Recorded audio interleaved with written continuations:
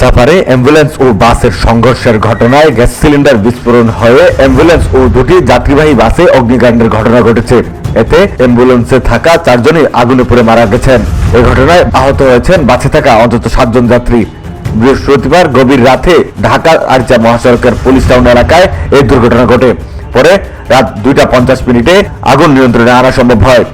এদিকে বাসে থাকা অন্যান্য যাত্রীরা নেমে গেলেও আহত 7 জনকে হাসপাতালে পাঠানো হয়েছে। স্থানীয়দের বরাত দিয়ে পুলিশ জানায়, ঢাকা আরিচা মহাসড়কের ঢাকামুখী লেনে অ্যাম্বুলেন্সের সঙ্গে বাসের সংঘর্ষ হয়। এতে অ্যাম্বুলেন্সের গ্যাস সিলিন্ডার বিস্ফোরণ হয়ে বাসে আগুন ধরে যায়। পরে ওই বাসের পেছনে থাকা আরো একটি বাসেও আগুন ছড়িয়ে পড়ে। এ সময় অ্যাম্বুলেন্সটি পুরোপুরি দগ্ধ হয়ে যায়। সাভার হাইওয়ে থানার টিআই বিষ্ণু জানান, অ্যাম্বুলেন্সে থাকা 4 জনই ঘটনাস্থলে মারা গিয়েছেন।